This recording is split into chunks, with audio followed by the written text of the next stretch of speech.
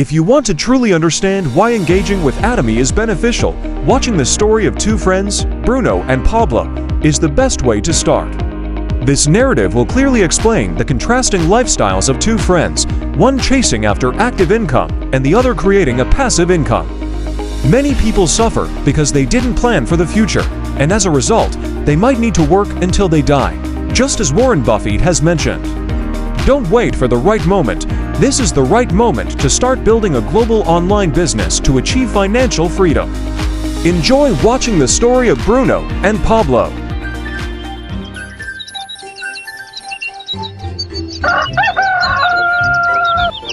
Far away, in a small village, near a beautiful valley, lived two friends, Pablo and Bruno. They were both young and dreamed of a better life for themselves. They'd often discuss their dreams about how they would become the most successful men in the village. They weren't afraid of hard work, and they searched for opportunities to help realize their goals and achieve their dreams. One day, an opportunity presented itself.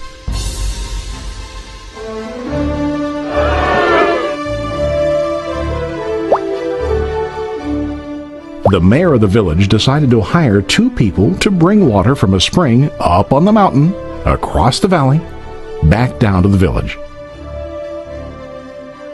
They were to be paid based on the amount of water delivered to the village. Bruno and Pablo enthusiastically got to work. Every day, from morning till evening, they carried buckets to and from the spring. They worked hard, carrying water to the village. In the evening, they'd return home with their day's wages.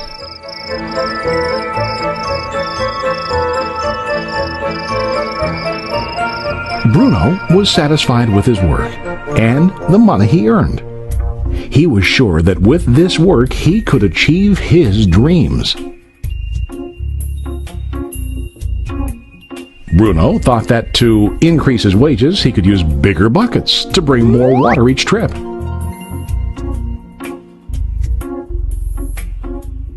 He believed with a larger income he would soon be able to buy a cow and the house that he dreamed about.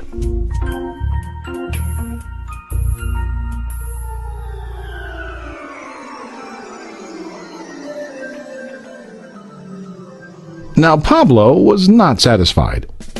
At the end of the day, his back and hands ached, and he was exhausted. He was looking for an easier way to earn more. One day an idea occurred to Pablo.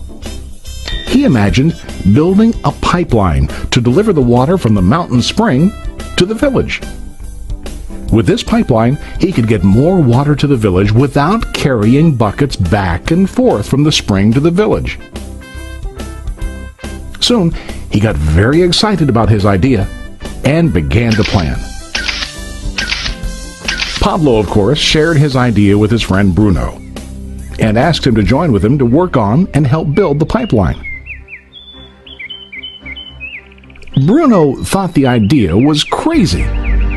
All Bruno could think about was what his money could buy today and how to get it quicker. He felt that building a pipeline would slow him down and delay him in achieving his goals.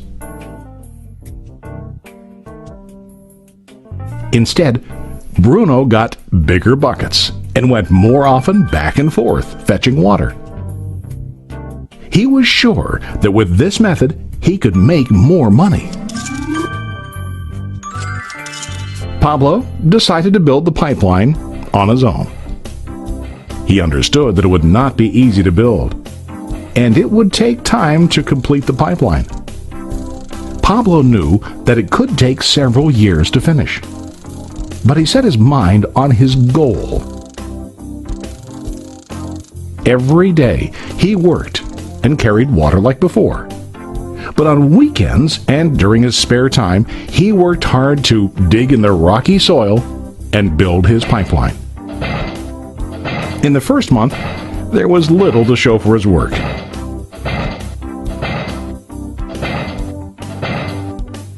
Bruno and the villagers laughed and teased him. They called him Pablo the Pipeline Man. During this time, Bruno's income doubled. He already bought a cow and a bigger house. His lifestyle changed. He now spent time after work in the bar, enjoying his hard-earned wages from delivering water.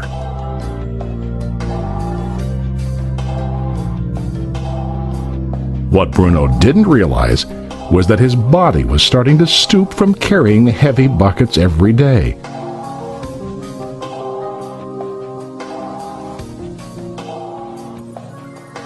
His face looked worn and his body tired. Soon, he began to carry less and less water due to the wear and tear on his body.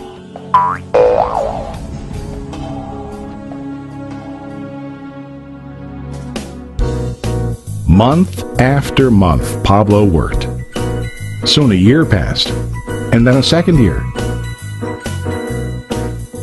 Finally, Pablo finished his pipeline. He now used his pipeline to deliver water to the village instead of carrying buckets. Pablo was now earning more money than ever before. The water continued flowing to the village, while Pablo wasn't working. While he slept and ate, the water flowed. Pablo was happy and proud of his insight, persistence, and hard work. Now his income flowed as long as the water flowed through his pipeline.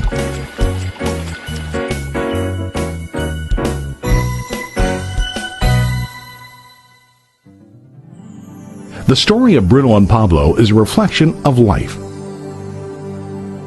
Their jobs symbolize what most people do to earn money. Bruno gets his money using buckets. He goes back and forth, carrying his buckets from the spring to the village in exchange for money. To increase his income, he either has to go more frequently to the spring or to use larger buckets. It's common in real life to increase our income by working harder. For example, working overtime or getting a second job. We also increase the size of our buckets by accepting a higher paying position, which often includes spending more time on the job. Most of us exchange time for money like Bruno. We know that every person has only 24 hours in the day and that it's not possible to use all our time to work. The most difficult time comes when we can no longer exchange time for money due to age, health, or other reasons. Then, our income stops. Now let's review what Pablo did.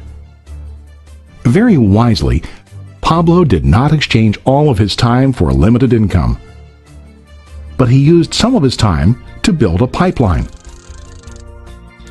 He knew that the pipeline would bring ongoing income as long as the water flowed.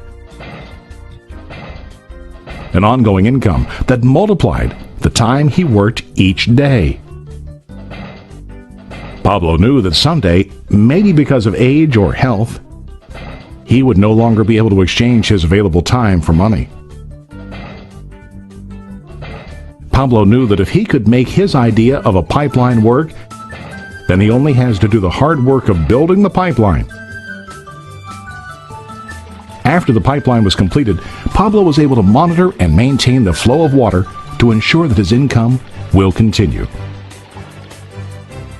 Pablo has shown us that to earn an income, we don't always have to directly exchange time for money. There really are better ways. How about you? Are you still like Bruno, who directly exchanges time for money? Or do you want to be like Pablo, building and maintaining a pipeline for ongoing income?